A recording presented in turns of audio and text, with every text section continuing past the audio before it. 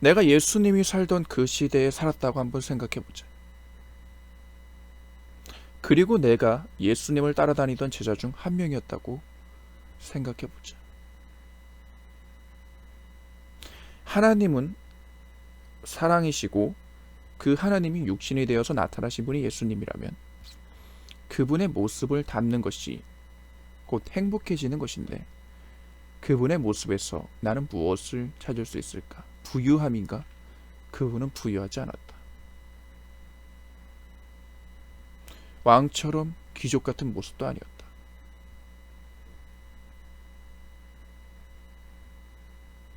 그분은 질병이 없었다.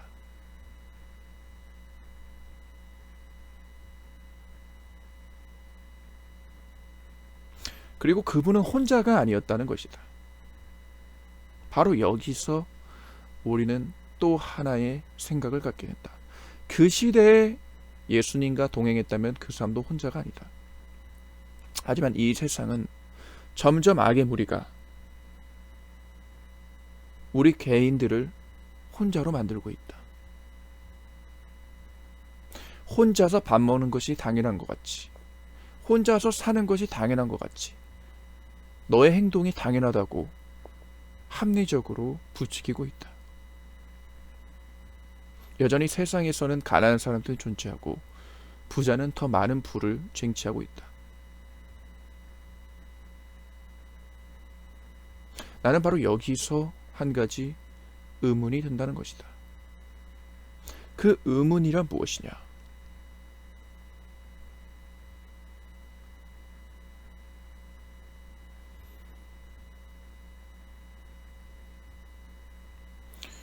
이런 혼란한 상황에서, 이런 어려운 상황에서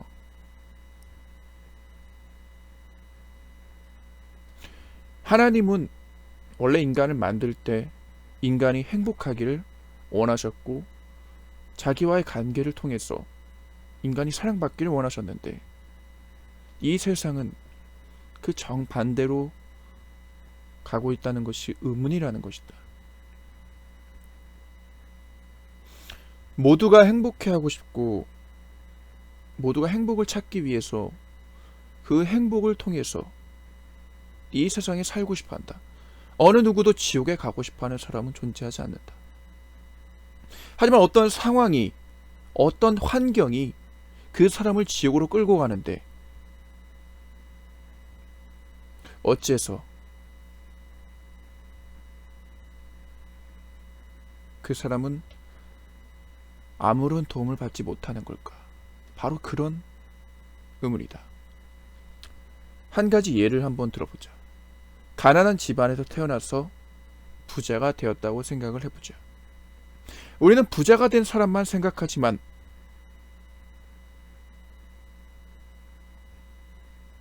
그 사람이 소수라는 것이 바로 여기에 딜레마다. 모든 사람이 부자가 될 수 없다는 것이 딜레마다. 우리는 모두가 다 행복해지려고 태어났지만 모두가 행복해질 수 없다는 것이 바로 딜레마다. 왜 사람들은 죽고 싶어 할까? 왜 사람들은 괴롭다고 하는 걸까? 예수를 믿는데도 괴롭다. 왜 괴로운 걸까? 내가 예수님을 몰라서?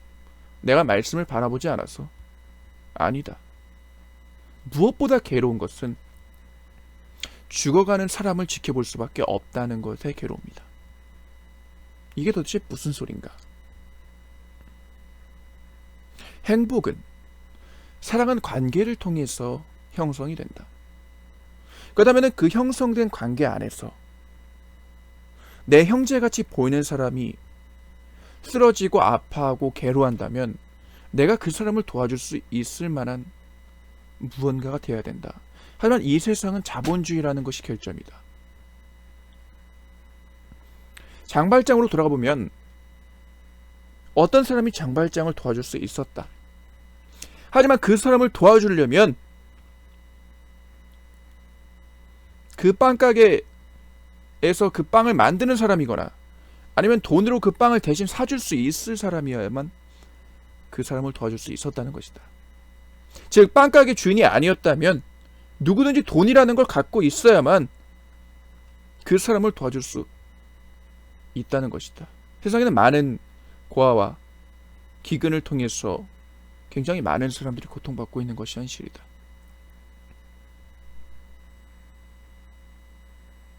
누가 북한에서 태어나고 싶겠는가?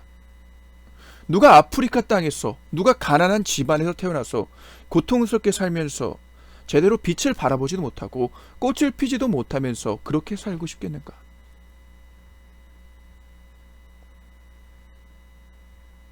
그것이 너무나도 가슴이 아픈, 그게 가슴이 아픈 현실이라는 것이다. 난 그것에 대해서 이 시간에 말하고 싶다. 우리가 예수님을 믿으면 공평할 수 있다는 세상이 사실은 불공평하다는 것을 인정함으로써 나는 행복이 시작된다고 말하고 싶다.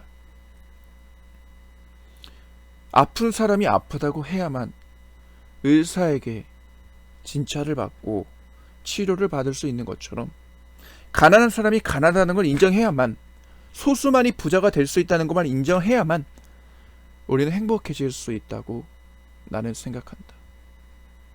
많은 사람들이 우울하고 많은 사람들이 불행에 쌓여 있다는 것은 내가 지금 이 상황을 극복할 수 있다는 것에 대한 생각을 통해서 내가 계속해서 앞으로 나가고 있는데 여전히 발전이 없다는 것에 괴로워하기 때문이 아닐까. 난 그런 생각이 든다. 난 내가 부자가 될 수 있을 거라 생각했다. 하지만 내가 부자가 될 수 없다는 걸 인정해야 된다는 그 사실을 인정해야만 내가 세상을 바로 볼 수 있다는 것을 알게 되었다. 자본주의에서 부자라는 것은 부자의 모습을 닮아야 된다. 하지만 생각을 해보자. 지금까지 가난한 사람들이 부자가 된 것은 전부 다 자신의 삶에서 꾸준히 일을 하면서 그 일을 통해서 돈을 모으고 돈을 어떻게 써야 되는지 방법을 알고 그러면서 부자가 되었다.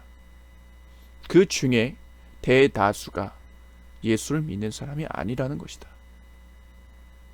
실제 예수를 믿는 사람들은 부자가 많지 않다.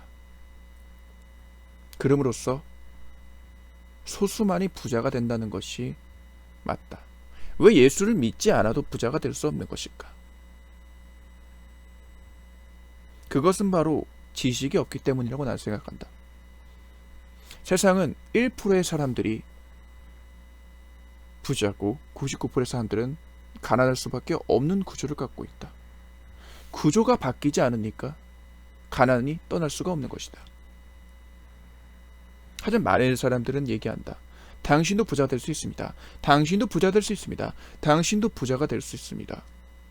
하지만 그 당신이라는 그 조건에 들어가려면 미친 듯이 일하고 미친 듯이 노동하고 미친 듯이 아끼고 그런 산전수전 모든 것을 겪어서 부자가 됐는데 알고 보니까 모든 사람들이 부자가 될 수 없는 이유가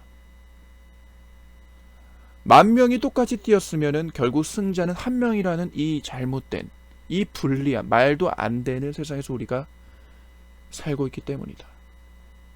결국 가난한 사람은 영원히 가난할 수밖에 없고 부자는 여전히 부자이다. 왜 그럴까? 세상이 이미 불공평하기 때문이다.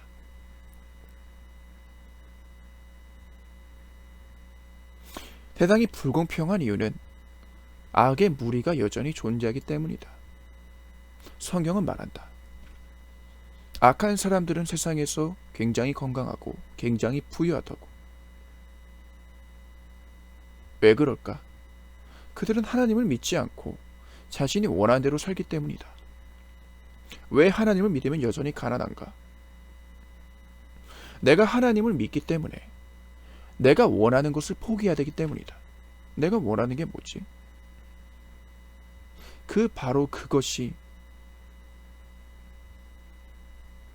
내가 부자가 될 수 없는 이유다. 예수님도 부자가 아니었고 그 제자들도 부자가 아니었다. 그들이 부자가 안 된 이유가 뭐겠는가? 자신이 원하는 것을 포기했기 때문이다. 결국 이 세상에서 부자라는 것은 다른 것이 부자가 아니다.